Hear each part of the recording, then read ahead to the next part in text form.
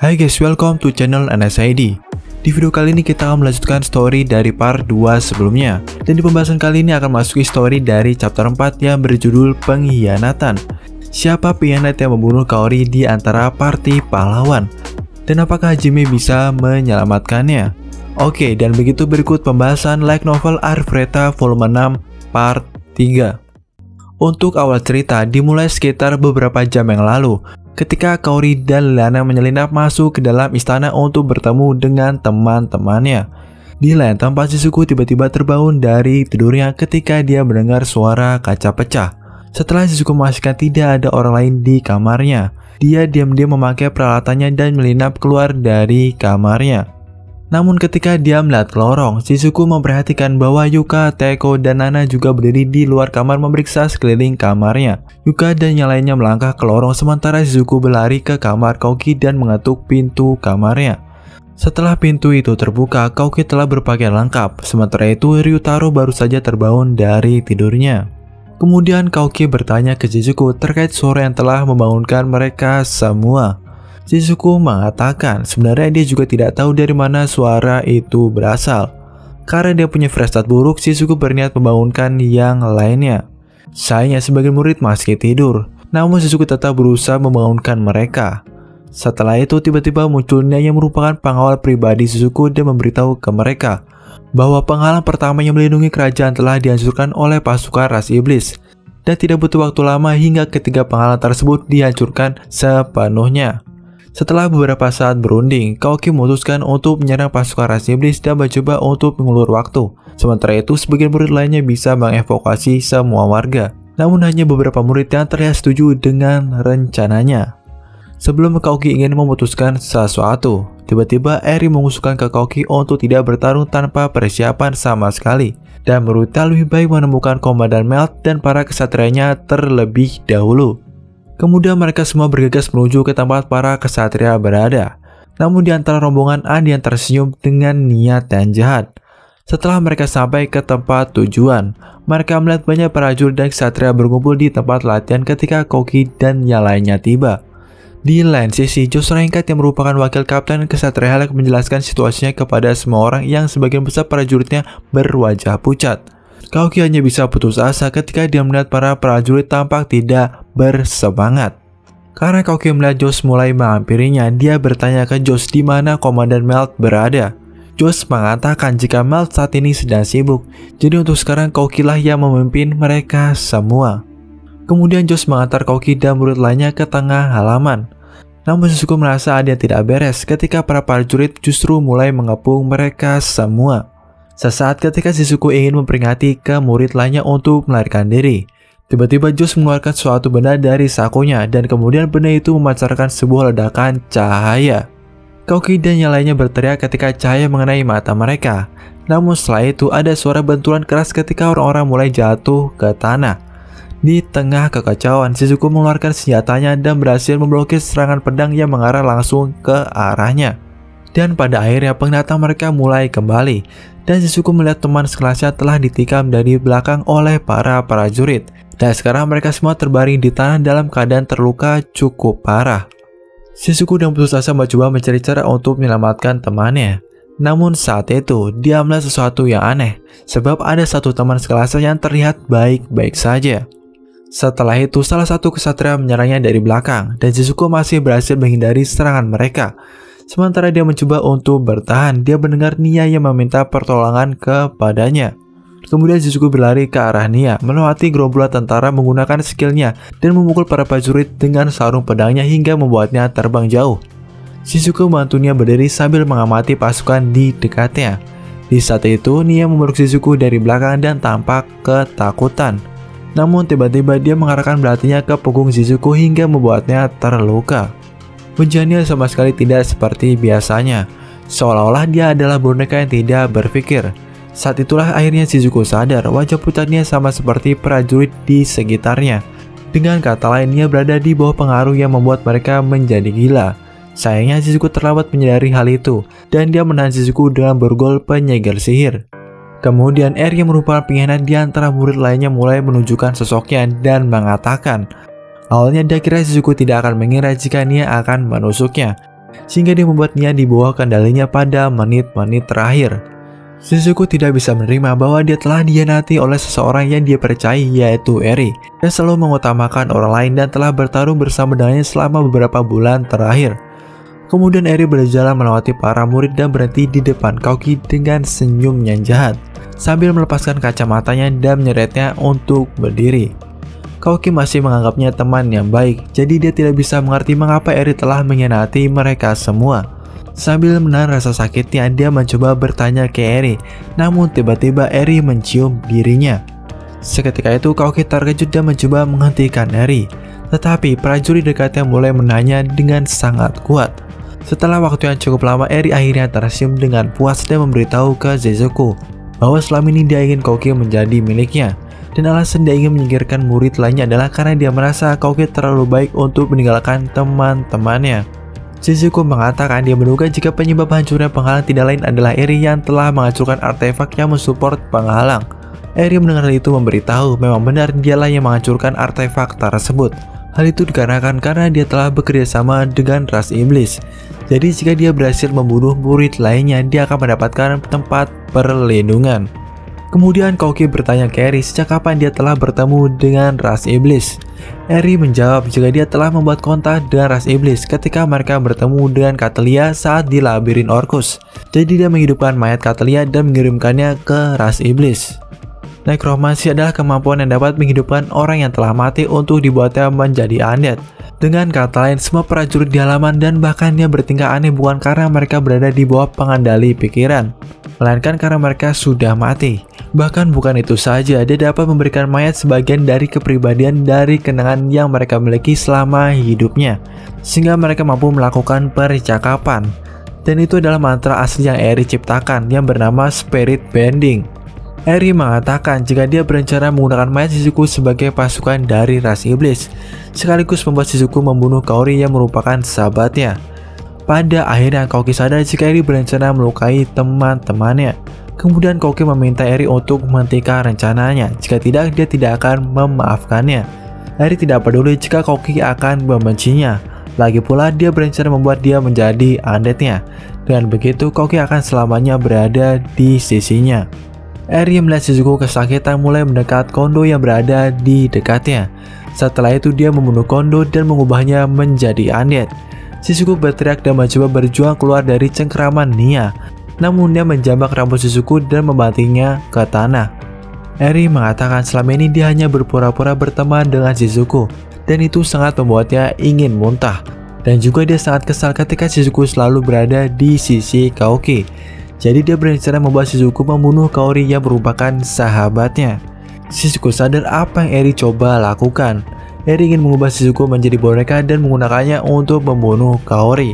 Kaoki berjuang dan keras untuk terlepas dari borgolnya. Pada saat itu borgol yang menahannya mulai retak, namun para kesatria mulai menahannya. Jadi Kaoki hanya bisa putus asa ketika melihat Eri yang mendekati Shizuku. Eri tersenyum pada Shizuku dan mengambil pedang di dekatnya. Di samping itu Shizuku hanya bisa pasrah dan berharap jika Kaori hidup bahagia bersama Hajime. Namun ketika Eri ingin membunuh Shizuku, seketika itu tiba-tiba tubuhnya dilindungi dengan penghalang sihir milik Kaori. Shizuku sadar jika Kaori telah datang untuk menyelamatkan hidupnya. Pada saat itu Kaori menciptakan beberapa penghalang lagi. Eri mencoba menembus penghalang tersebut, akan tetapi tiba-tiba gelombang sihir membuatnya terpental. Nia juga terkena penghalang tersebut, jadi dia dengan cepat bergerak untuk menahan Shizuku lagi. Tetapi dihentikan oleh Kaori menggunakan sihirnya. Kaori yang melihat teman sekelasnya terluka dan cepat berencana menyembuhkan mereka semua. Kemudian dia mulai meramalkan mantra healing terhebatnya yang bernama Ether Flow. Eri yang melihat Kaori ingin menyembuhkan murid lainnya, seketika itu memerintahkan prajuritnya untuk menyerang Kaori. Namun ketika prajurit itu ingin menyerang Kaori, mereka tidak bisa menyerangnya karena Kaori telah dilindungi dengan penghalang sihir milik Liliana. Sementara Kaori merapalkan mantra penyembuhannya, Liliana berdiri di belakang Kaori, mencoba memahami mengapa prajurit dan kesatrianya menyerang para murid, dan mengapa Eri mengkhianati teman-temannya. Pada saat itu Eri mulai sadar jika rencananya akan segera gagal, sehingga dia tidak punya waktu untuk mengubah murid lainnya menjadi undead. Satu-satunya cara adalah membunuh mereka sebelum Kaori menyelesaikan mantranya. Sebelum Eri bisa bergerak, dia memerintahkan salah satu undeadnya untuk mendekati Hiyama. Kaori yang melihat Hiyama terluka parah langsung menghentikan mantranya, dan Leana buru-buru membuka lubang seukuran Hiyama untuk membiarkannya masuk ke dalam penghalang miliknya. Begitu Hiyama masuk, dia terjatuh ke tanah. Shizuko sadar jika ada sesuatu yang aneh pada Hiyama, memberi peringatan pada Kaori dan Liliana untuk menjauhi Hiyama. Namun sayangnya peringatan Shizuko sudah terlambat. Hiyama berdiri dan mendorong Liliana dan membuat penghalangnya mulai menghilang. Kemudian Hiyama mendekati Kaori dan menikamnya dengan belati tepat di dadanya. Shizuko yang melihat Kaori terluka seketika itu berteriak. Di lain sisi Hiyama tersenyum sambil memendamkan wajahnya ke leher Kaori. Sejak awal cedera Hiyama hanyalah palsu, dan sebenarnya dia akan membantu Eri jika Koki berhasil melepaskan borgolnya. Jadi Hiyama meminta Eri untuk mengubah Kaori menjadi undeadnya sesuai kesepakatan mereka. Tapi sebelum Eri bisa merapalkan mantranya, Koki berhasil melepaskan borgolnya. Para ksatria yang menahannya tampak kesusahan menahan Koki. Namun sayangnya Koki masih belum bisa terbebas dari para prajurit. Hiyama yang melihat Koki berhasil ditahan. Tiba-tiba dia melihat Kaori yang masih bernapas. Lukanya sangatlah fatal, tapi dia belumlah mati. Hiyama mencoba memahami apa yang ingin dikatakannya. Kaori terus mencoba menahan rasa sakitnya, dan entah bagaimana dia berhasil menyelesaikan casting mantranya. Jadi dia menukar hidupnya untuk mengucapkan mantra terakhirnya untuk menyelamatkan teman-temannya.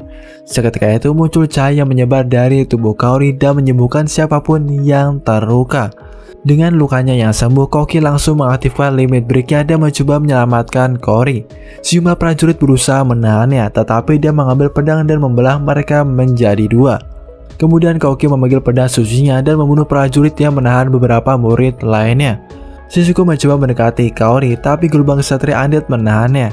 Saat itulah Koki menggunakan skillnya untuk membuat sejumlah undead menyingkir dari hadapan Shizuko.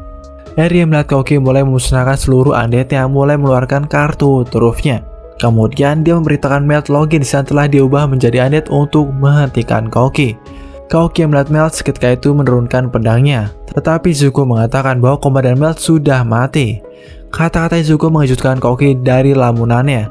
Tetapi pada saat dia sadar kembali, pedang Melt mengarah ke arahnya. Koki buru-buru mengangkat pedangnya untuk memblokir serangan tersebut. Namun pukulan Melt begitu kuat sehingga membuat Koki terpukul mundur. Koki telah bertekad untuk membunuh Melt yang telah menjadi undead. Dan ketika pedangnya sedikit lagi menaik kepala Melt, pada saat itu Melt mengatakan untuk tidak membunuhnya. Koki mendengar hal itu pun mulai ragu-ragu. Namun beberapa saat kemudian tubuhnya sulit untuk digerakkan. Eri mengatakan jika dia telah memberi racun pada Koki ketika dia menciumnya, sehingga pada akhirnya racun itu melumpuhkan tubuh Koki dan membuatnya terbaring di tanah. Eri yang melihat akan hal itu pun tersenyum dan berjalan ke arah Kaori, karena beberapa menit lagi jiwa Kaori akan meninggalkan tubuhnya. Namun pada saat Eri ingin merapalkan mantranya, tiba-tiba muncul Hajime yang memancarkan aura intimidasi yang begitu kuat. Hajime melihat Kaori berada di pelukan Hiyama dengan cepat menghilang dan langsung memukul Hiyama hingga membuatnya terbang dan menabrak sebuah dinding bangunan. Dengan setengah badan terkubur di dinding, Hiyama saat merasa kesakitan. Organ dalamnya telah dihancurkan dan sebagian besar tulang di bagian rusuknya juga telah hancur, akan tetapi dia masih hidup. Kemudian dengan suara yang keras, Haji meminta Tio untuk menjaga tubuh Kaori. Sementara itu Hajime berdiri dan berjalan ke arah Eri. Eri tahu dia tidak punya kesempatan menang melawan Hajime. Jadi satu-satunya cara untuk keluar dari situasi ini adalah menyakitkan Hajime dengan cara membuat Kaori menjadi undead yang patuh dengan Hajime. Tetapi tetap saja Hajime tidak peduli dengan perkataan dari Eri dan perlahan berjalan mendekatinya. Pada saat yang sama, seseorang menyelinap di belakang Hajime dan menusuk tombaknya ke punggung Hajime yang tidak dilindungi. Eri telah mengubah Kondo menjadi undeadnya dan sekarang menggunakannya untuk menyerang Hajime. Sebuah spiral lain mengelilingi senjata Kondo dan saat itu penembak langsung ke jantung Hajime. Namun sayangnya serangan itu sama sekali tidak melukai dirinya. Kemudian Hajime tanpa basa-basi mengeluarkan senjatanya dan menembak kepala Kondo. Eri mulai putus asa memerintahkan para prajuritnya dan Melt untuk menyerang Hajime. Koki dan yang lainnya terkejut ketika melihat Hajime dan mudah menahan serangan dari Melt. Kemudian keajaiban terjadi. Melt yang telah menjadi undead tiba-tiba meminta pada Hajime untuk membunuhnya. Hajime tahu itu adalah kata-kata dari Melt yang asli, dan kemudian Hajime menembak senjatanya tepat pada Melt. Setelah itu Hajime langsung mengeluarkan senjata Gatlingnya dan mulai menembakkan senjata tersebut ke arah prajurit undead milik Eri dan membuat mereka semua musnah. Setelah itu para murid lainnya melihat Hajime melanjutkan perjalanannya tanpa henti ke arah Eri. Eri spontan terjatuh ke tanah dan ketika dia membuka matanya, dia melihat Hajime yang telah berada di hadapannya. Hajime tidak tahu mengapa Eri melakukan apa yang dia lakukan, namun tindakannya telah membuat dia menjadi musuhnya. Tetapi Eri telah melukai seseorang yang penting baginya. Itulah satu hal yang tidak akan pernah dimaafkannya. Bagi Hajime, membunuh Eri saja tidaklah cukup. Dia ingin Eri merasakan rasa putus asa terlebih dahulu. Ketika Eri berpikir jika dia sebentar lagi akan mati, pada saat itu muncul sebuah bola api entah dari mana, dan ia muncul dari balik bola api itu dan menyerang Hajime. Tetapi entah bagaimana dia masih memiliki kekuatan untuk bertarung. Kemudian Hajime menendang kepala Hiyama dan membuat kepalanya bocor. Akan tetapi Hajime tidak berhenti memukulinya terus-menerus. Ketika Hajime mengalihkan pandangannya pada Hiyama, dia melihat sejumlah pasukan ras iblis telah berhasil sampai ke gerbang kastil ibu kota. Pada saat itu Hajime melemparkan Hiyama ke udara sekali lagi dan menijunya dengan sangat keras. Kekuatan pukul itu membuat Hiyama mulai berputar di udara. Hajime pun berbalik dan menendang tepat ke dada Hiyama dan membuat dia terbang keluar dari halaman tepat ke arah pasukan iblis berjalan. Hajime secara tidak sadar membiarkan Hiyama untuk tetap hidup. Dia membuat kematian Hiyama menjadi cobaan yang jauh lebih menyakitkan, bukan karena Hiyama menjatuhkannya ke dalam jurang beberapa bulan yang lalu, tetapi karena dia mencoba untuk membunuh Kaori. Karena itulah dia menendang Hiyama ke gerombolan monster dan iblis untuk membiarkan mereka mencabik-cabiknya. Sayangnya karena dia mengambil waktu bersama Hiyama, dia kehabisan waktu untuk membunuh Eri. Bukan karena dia berhasil melarikan diri, tetapi karena musuh baru telah muncul.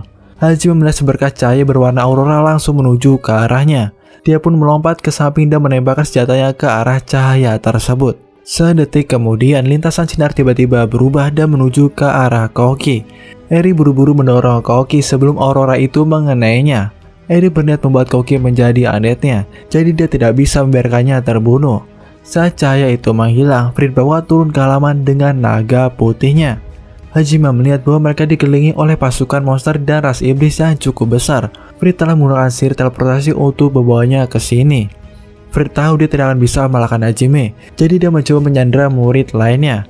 Meskipun Hajime tidak mengetahuinya, ini adalah pilihan terakhirnya, sebab mantra Yui membuatnya terluka parah, dan dia tidak dalam kondisi siap untuk bertarung.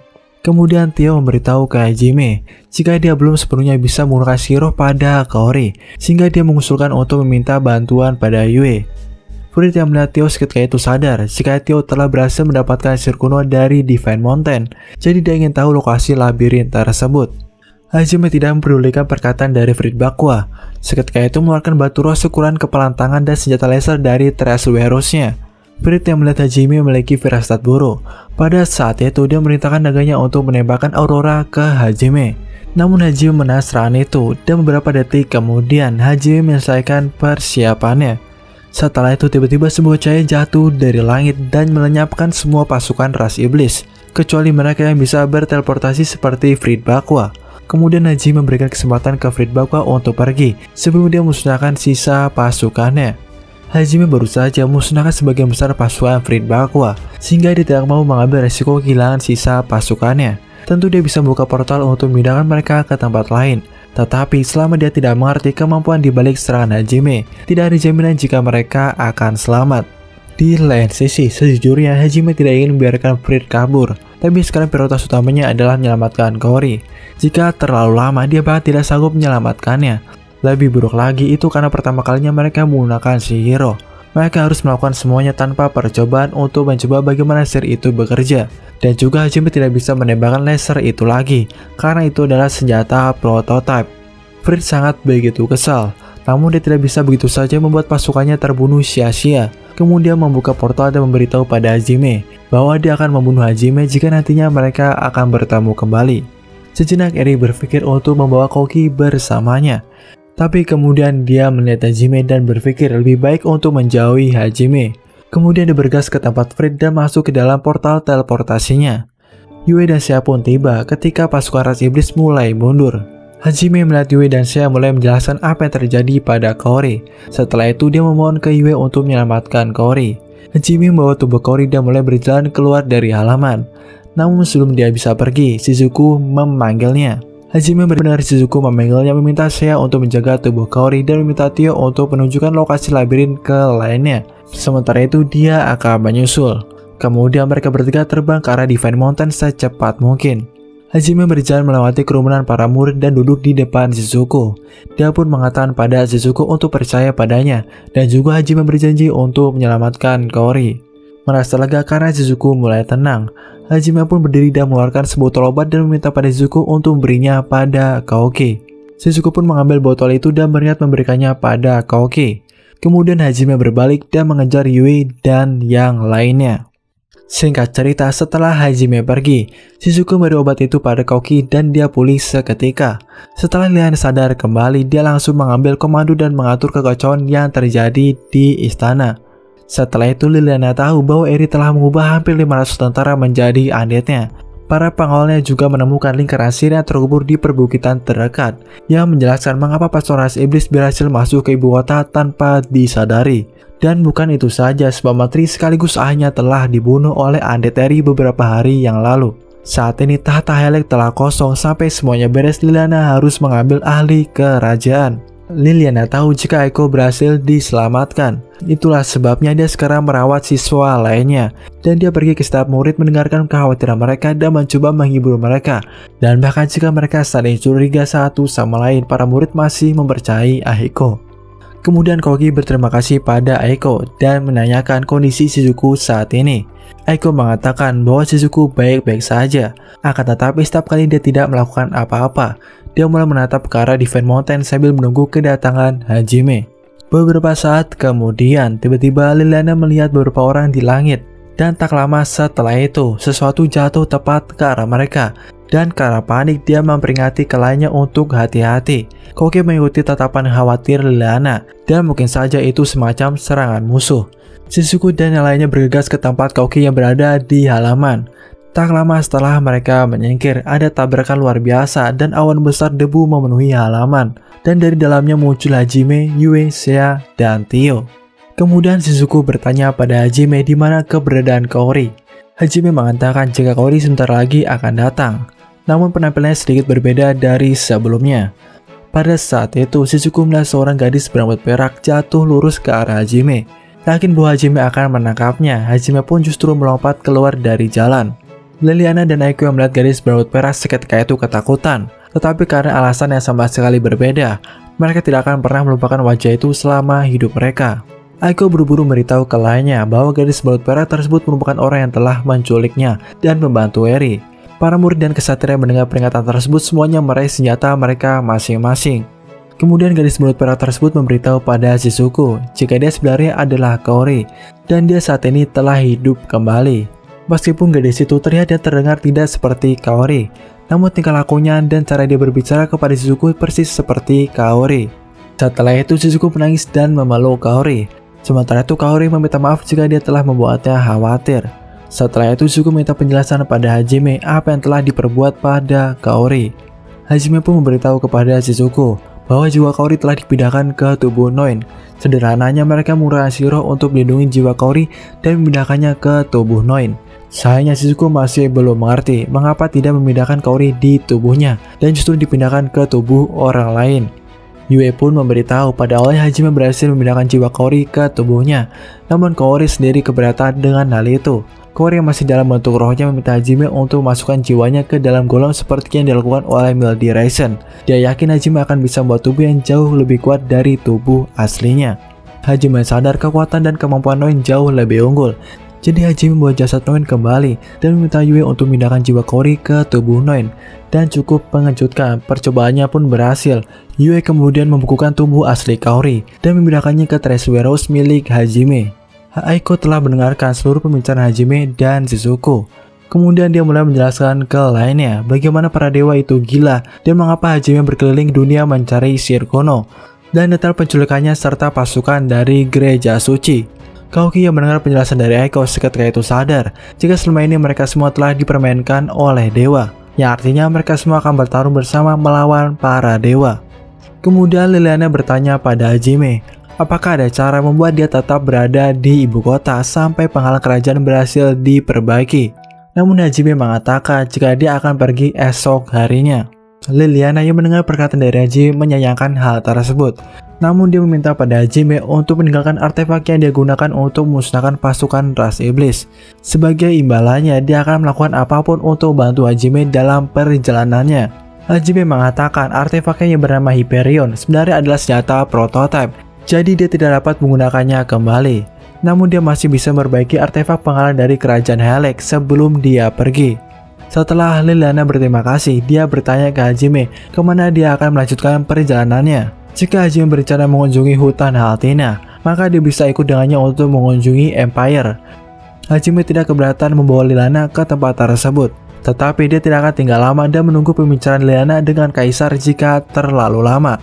Pada saat itu, Shizuku memohon kepada Hajime untuk membawa mereka menaklukkan labirin yang tersisa, agar mereka dapat memperoleh sihir kuno dan itu akan membuat mereka memiliki peluang yang kuat untuk bisa bertahan. Kemudian Hajime memutuskan untuk membiarkan Kaoki dan lainnya biar gabung dengannya menaklukkan labirin yang tersisa. Hajime pun bertanya ke Yui dan yang lainnya untuk memastikan mereka tidak keberatan akan hal itu. Dan seperti biasa, mereka tidak keberatan dengan Hajime. Oke, itulah pembahasan untuk part 3 kali ini. Like, share, and see you next time.